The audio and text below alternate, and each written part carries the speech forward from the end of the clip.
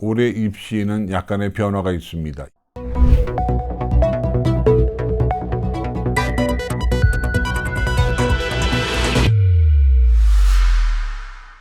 새로운 수학교육을 위한 준비, 선생님들을 위한 탑 시크릿.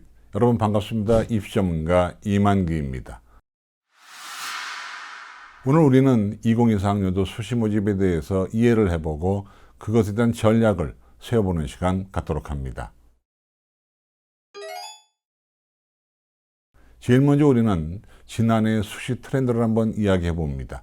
지난해 입시와 올해 입시는 거의 똑같은 양상을 보일 겁니다. 단지 하나 수능 시험의 난도가 변수가 될 뿐 나머지 요소는 똑같기 때문에 지난해 수시 모집의 양상을 한번 복귀해 보도록 합니다.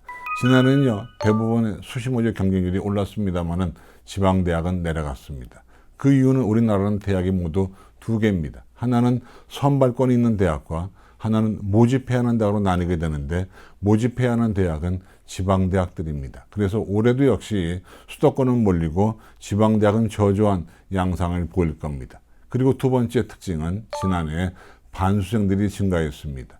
올해도 역시 반수생들의 증가가 눈에 띕니다. 더군다나 수능시험이 쉬울 거라고 하는 정부의 발표와 맞물려서 반수생들이 지금 늘고 있습니다. 세 번째는 학생부 교과 전형 지원 인원이 감소했습니다. 재작년에 물밀듯이 밀려오다가 다 떨어지고 나서 뜨거하고 지원율이 감소했던 것인데 올해도 역시 마찬가지의 양상을 보일 겁니다. 그리고 네 번째, 지난해 많은 수험생들이 몰렸던 지역균형 전형도 올해 역시 그렇게 많이 몰리지는 않을 것 같습니다. 그리고 뜨거운 감자였던 약학과의 경쟁률이 의외로 낮았습니다. 이것은 올해 반등될 가능성이 있습니다. 왜냐하면 항상 입시라는 것은 파도를 치기 때문에 작년에 약했으면 올해는 좀 올라가는 양상을 보일 건데 약대가 그럴 거라고 예상이 되고 있고요. 여섯 번째입니다. 반도체공학과, 이른바 첨단학과들이 지난해 맥을 못 추었습니다. 이유는 채용 조건형 계약학과들이 인기가 있어야 되는데 요즘 아이들은요 서울서 근무하고 싶어 하기 때문에 아무리 좋은데 취업이 돼도 지방서 근무하게 됩니다. 이를테면 SK하이닉스 같은 것은 경기도 이천이죠. 삼성전자는 수원입니다. 따라서 서울서 근무하지 않게 되기 때문에 아이들이 반도체공학 같은 첨단학과에 대한 지원율이 떨어진 것이 지난해의 양상입니다. 그리고 일곱 번째입니다. 학령인구의 감소로 인해서 교사들의 지원율이 많이 떨어져 있고 취업률이 떨어져 있습니다. 그렇기 때문에 교대를 비롯한 사범대학 등 이 교육계열 경쟁률이 많이 하락을 했고요. 올해도 역시 하락할 가능성이 높습니다. 그리고 여러분 여덟 번째입니다. 지난해 같은 경우는 하향 지원 추세가 이루어지면서 수도권 대학에서 거의 끝자락에 있는 그리고 약간 중위권 대학들이 많이 인원수가 늘었습니다. 그 점이 올해도 쭉 집중이 될 것 같습니다. 그래서 올해 같은 경우는요. 합격선이 바뀔 요소가 몇 개가 있습니다. 그 중에 하나가 선발 인원의 변화입니다. 그러니까 선발 인원이 늘고 선발 인원이 줄면서 어떤 경쟁률의 변화가 있고 경쟁률의 변화는 합격선의 변화를 가져오게 됩니다. 두 번째는 정시 모집에도 교과가, 그 다음에 수시 모집 교과 전형에도 서류가 들어가는 일종의 하이브리드 입시가 지금 이루어지고 있습니다. 서울대나 고려대학 같은 대학에서 정시 모집에도 교과를 반영하고 또 그 외 경희대학이나 동국대학이나 건국대학 같은 대학에서 교과 전형에 서류를 반영하기 때문에 각각의 반영 비율이 올라가면서 위력이 커졌습니다. 특히 교과 전형에서 서류의 비중이 있는 대학들은 서류의 비중이 매우 커질 것 같습니다. 세 번째는 학종이 점점 이원화가 되어 있습니다. 하나는 서류형, 하나는 면접형입니다. 서류형은 서류만 내면 합격을 기다리면 되는 것이고요.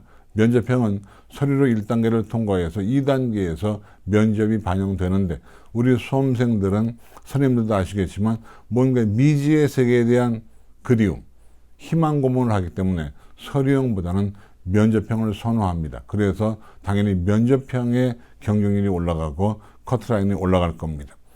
그리고 네 번째, 올해 약 1,800명 정도의 첨단학과 모집 정원이 늘었습니다. 서울에 800명, 지방에 1,000명입니다. 나라가 돈을 들여서 학과를 밀어줍니다. 이런 학과에 들어가게 되면 좋은데 문제는 이것이 의학학 계열과 연결되어 있기 때문에 과연 어떻게 진행될지는 미지수입니다. 그리고 마지막으로 올해 수능 난이도 논란입니다. 수능 시험을 쉽게 출제한다는 것이 평가원의 의도입니다. 그러나 어느 쪽으로 튈지는 아무도 모릅니다. 따라서 수험생들이 섣불리 예측을 하고 올해 수능은 쉬울 거야, 올해 수능은 어떨 거야, 이런 섣부른 예단보다는 그냥 꾸준히 자기 공부를 해나가는 것이 바람직하다는 것을 우리 선생님들이 아이들에게 일깨워 주시기 바랍니다. 이렇게 해서 우리가 수시 트렌드와 올해에 대한 전망까지 간단하게 해보았습니다. 우리 선생님들이 잘 아시겠지만 올해 입시에는 약간의 변화가 있습니다. 2024 입시인 것이죠. 그 변화가 뭐냐 하면 학생부 종합전형에서 학생부 비교과의 위력이 많이 줄었다는 겁니다. 입시의 공정성 문제가 언급되면서 공정한 입시가 되면서 교과 쪽에 힘이 실어지고 비교과가 힘이 약해지는 일이 지금 벌어진 것입니다.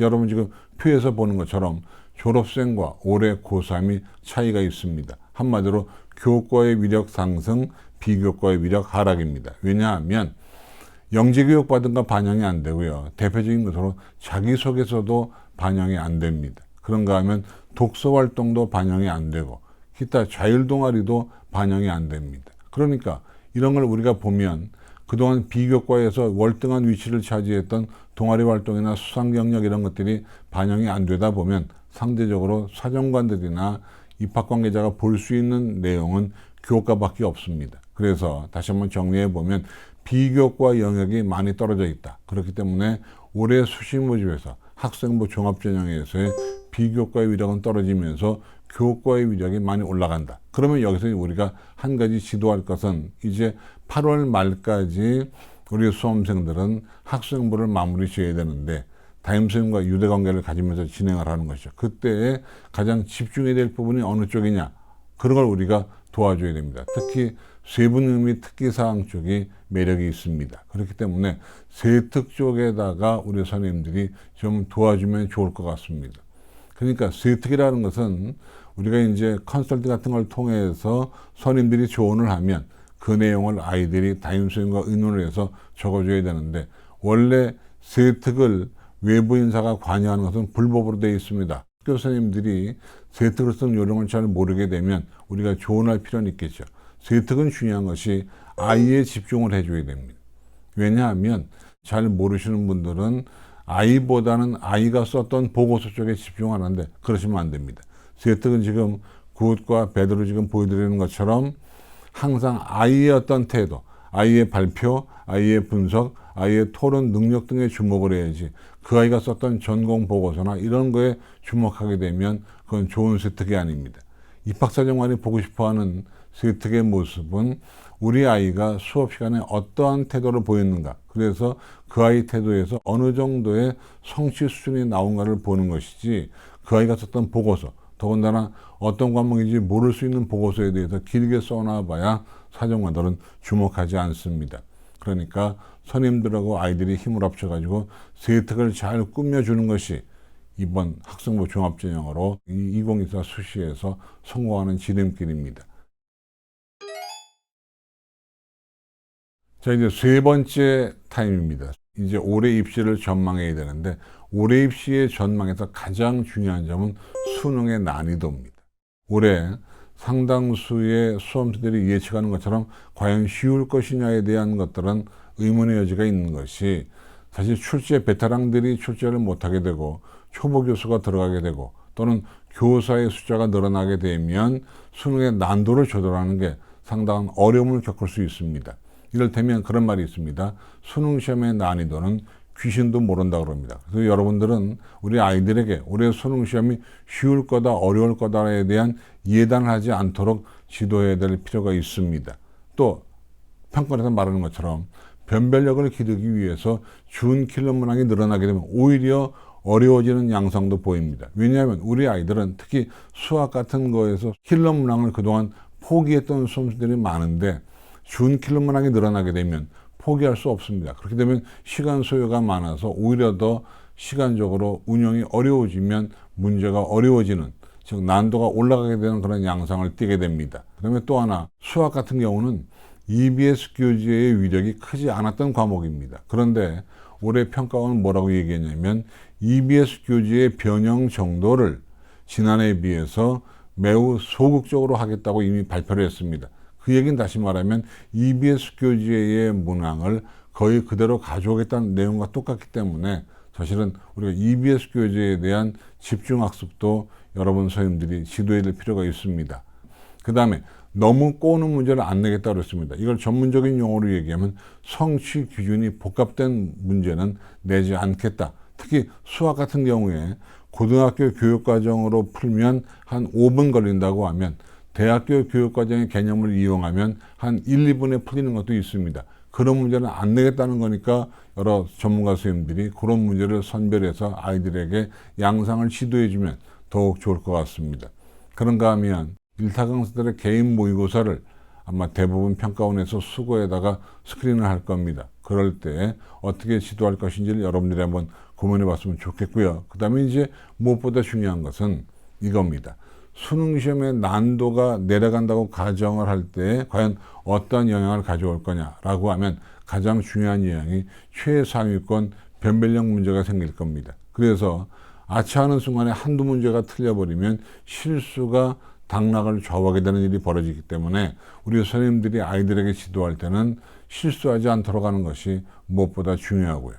두 번째는 난도가 내려가면 영어 때문에라도 수시 모집의 수능 최저학력 기준의 충족률이 올라갈 겁니다. 어떤 실질 경쟁률 자체가 올라간다고 치면 학생부 교과 전형에서 지난해보다 커트라인이 올라갈 가능성이 있고요. 그 다음에 논술에서도 논술의 실질 경쟁률이 올라가면서 논술의 비중이 강화될 겁니다. 그러한 양상을 띠게 될 거예요. 이 양상은 상당히 무서운 겁니다. 특히 수리 논술 쪽에서 위력이 커지게 되면 이 수학의 비중이 상당히 커질 수 있습니다. 그러한 점을 여러분들이 알아서 지도를 좀 해주시기를 당부드리겠고요. 그렇게 보면 올해 대입의 영향력은 수능의 영향력이 많이 낮아질 것 같다는 생각이 들고요.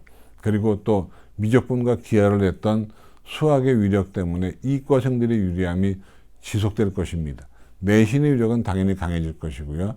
또 아까 좀 전에 얘기했지만 논술의 위력은 매우 커질 겁니다. 왜냐하면 수능 최저 기준이 올라가면서 충족률이 올라가면서 논술의 실질 경쟁률이 올라갈 거기 때문이고요. 그 다음에 학생부 종합지정에서 비교과의 영향은 많이 저조해질 겁니다. 그런가 하면 이미 결정은 됐습니다만 고등학교 선택 과목, 고등학교 교육과정이 의미 있게 전개가 될 거예요. 전공과 연관된 과목을 이수했냐 안 했냐에 따라서 학종의 위력이 달라질 겁니다. 그래서 각 고등학교의 교육과정이 중요해지는데 이건 이미 끝났기 때문에 선임들이나 제가 어떻게 할 수 있는 입장은 아니고요.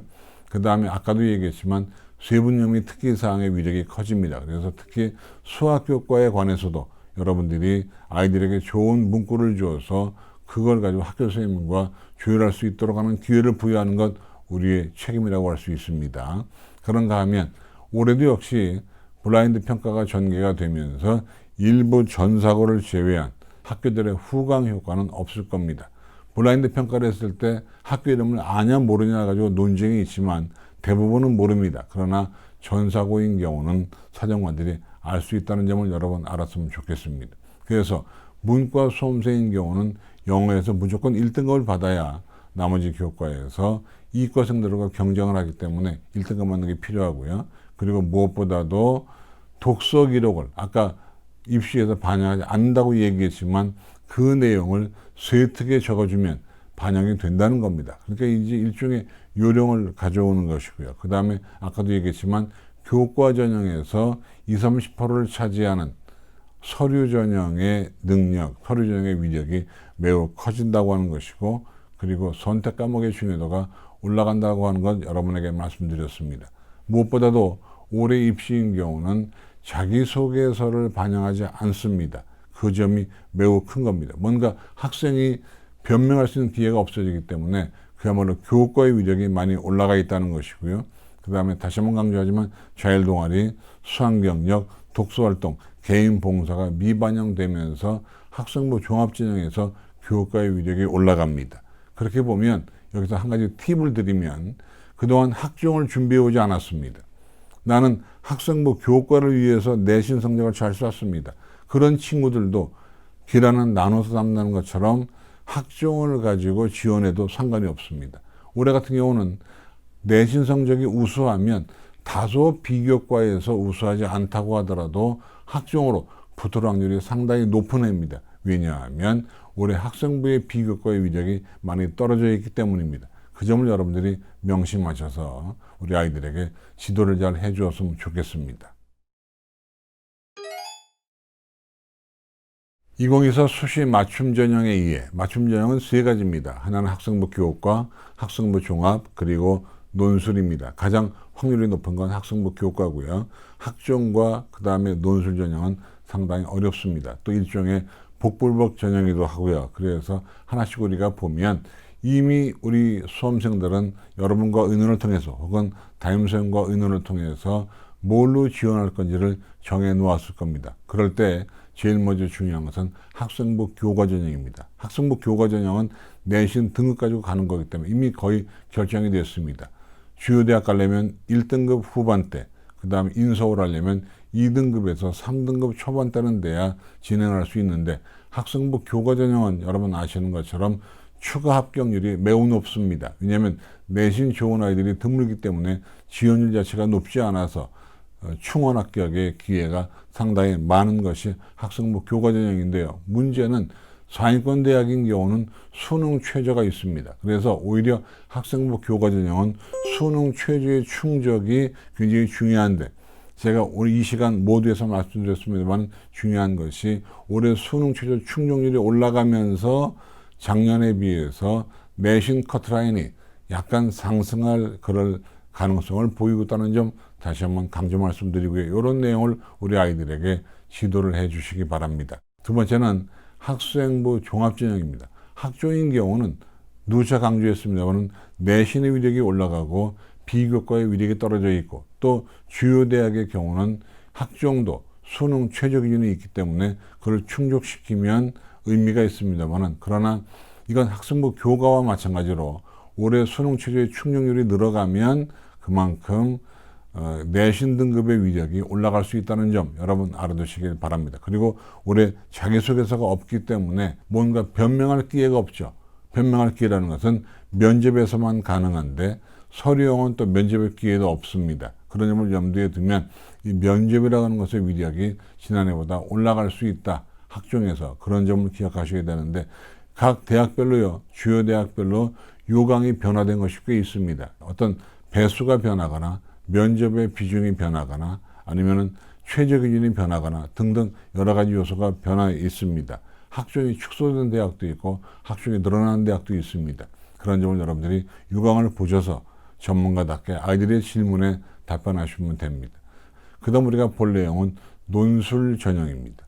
논술 전형은 아시는 것처럼 논술의 위력이 절대적입니다.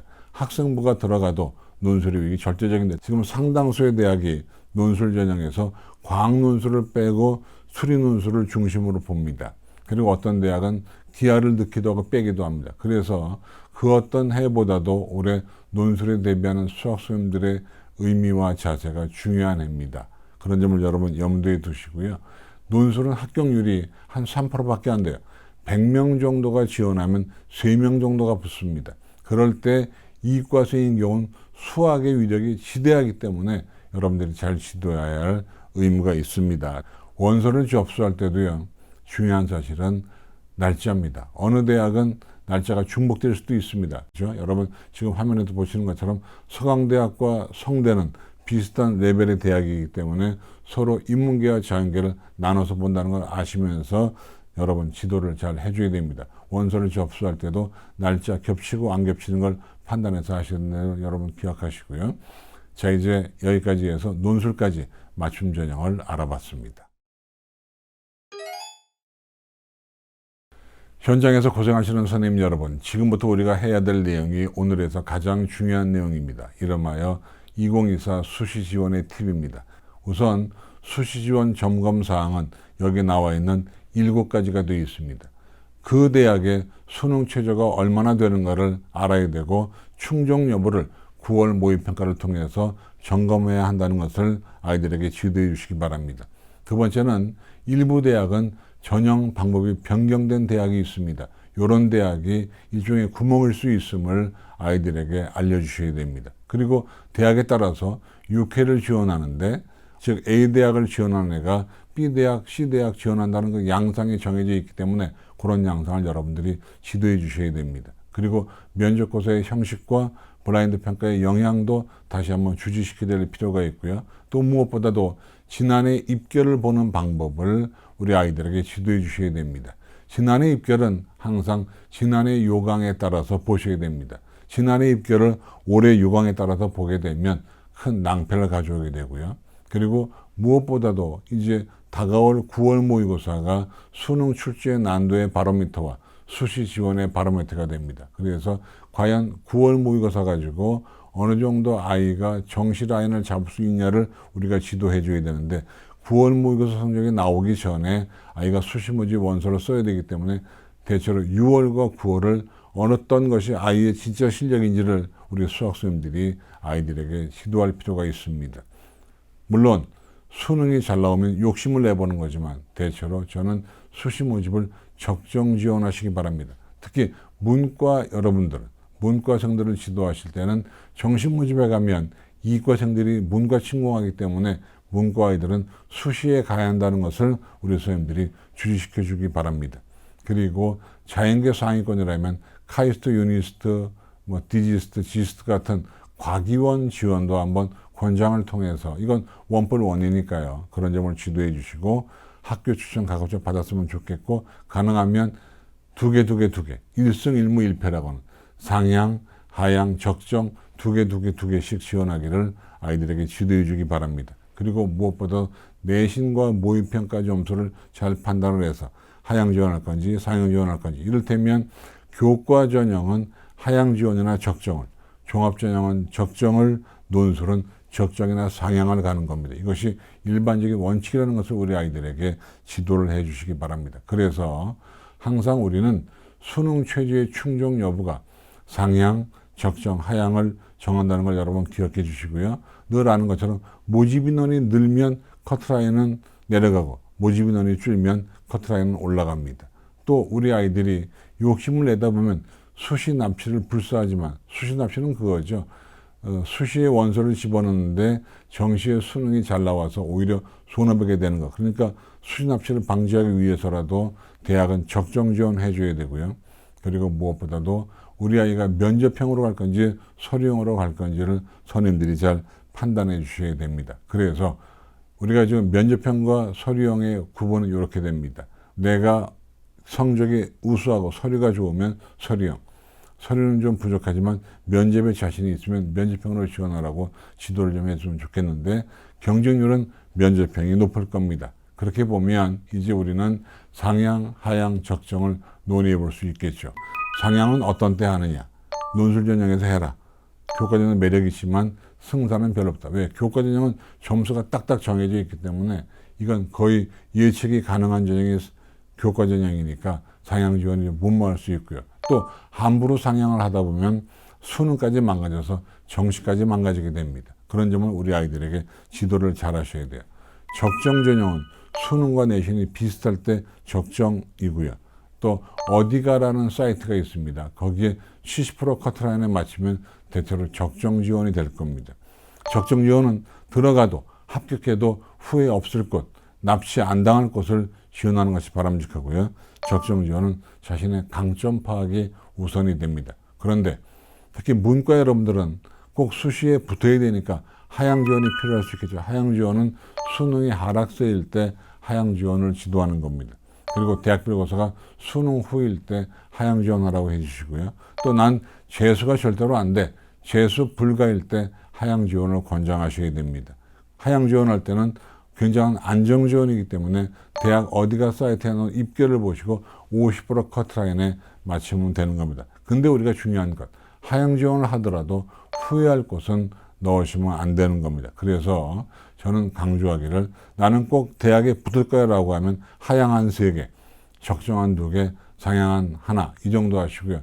나 한번 재수 불사, 그때는 바꿔서 상향 3개, 적정 2개, 하향 1인데, 우리가 흔히 구멍이라고 얘기하면 인원이 많아진 것, 그리고 요강이 바뀐 것, 이런 것, 그죠? 뭔가 요소가 복잡해진 것이 구멍이니까요. 특히 작년에 경쟁률이 무지하게 높았던 것 같은데 우리가 원소를 쓰도록 시도하면 붙을 확률이 높다는 점을 여러분에게 강조 말씀드립니다. 이런 우리가 수시원의 팁을 유념해서 잘 들으셨다가 우리 아이들을 지도하는데 잘 써먹으시기 바랍니다. 이제 우리는 마지막까지 왔습니다. 수시 지원의 팁까지 봤고요. 지금은 이제 주요 대학의 입결을 보겠습니다. 여러분, 주요 대학의 입결은 대학 어디가 사이트에 잘 나와 있는데 여러분 이 표를 보시면서 유념할 거 하나를 말씀드립니다. 이 표는 그 대학에서 가장 높았던 과와 가장 낮았던 과 그리고 중간 계층의 학과를 점수를 보여드리는데 중요한 사실은 여기 내신 등급이 나옵니다. 등급이 나오는데 대학 어디가에는 이 등급이 어떤 고등학교의 등급인지가 언급이 안 돼 있다는 겁니다. 지금 우리가 화면에서 보고 있지만 어떤 대학 어떤 과는 학생부 종합인 경우에 매우 낮은 양상을 보입니다. 이를테면 서울시립대학 같은 경우에 5등급대가 학종서 붙기도 합니다. 그럴 경우 이거 어떻게 된 거야? 희망 가지면 안 된다는 거죠. 왜? 그 아이는 자사고나 과거나 이럴 수 있기 때문에 우리는 항상 입결을 볼 때는 지난해 요강과 더불어서 입결을 보면서 그 고등학교의 어떤 현상, 고등학교의 정보가 나와 있지 않다는 것을 우리 아이들에게 주지시켜 주기 바랍니다. 그래서 이 잘못 보게 되면 입결은 섣불리 상향 지원할 수 있으니까요. 또 교과와 종합에 나오는 내신 등급이 올해 같은 경우는 지난해보다 올라갈 수 있음을 우리 선생님들이 알고 애들 지도를 잘 해줘야 됩니다. 이 주요 대학뿐만 아니고 전체 모든 대학의 입시 결과는 대학 어디가 사이트에 50% 커트라인과 그리고 70% 커트라인으로 나와 있다. 하향 지원하려면 50% 컷을 보시고 적정 지원하려면 70% 커트라인을 보라고 제가 몇 번 말씀드렸습니다. 다시 한번 강조하지만 입결은 지난해 요강에 따라서 보셔야 된다는 점을 강조하고 싶습니다. 이제 수시 모집이 얼마 남지 않았습니다. 입시의 트렌드부터 수시 모집의 지원의 팁, 그리고 지난해 입결까지 간단하게 말씀드렸는데요. 아무쪼록 얼마 남지 않은 시간 동안 선생님들 좀 더 힘내주시고 우리 아이들을 위해서 노력하시면 훗날 좋은 결과가 나올 것 같습니다. 오늘 강의 내용 잊지 마시고 좋은 결과가 있는 그날까지 노력해 주시기 바랍니다. 고맙습니다.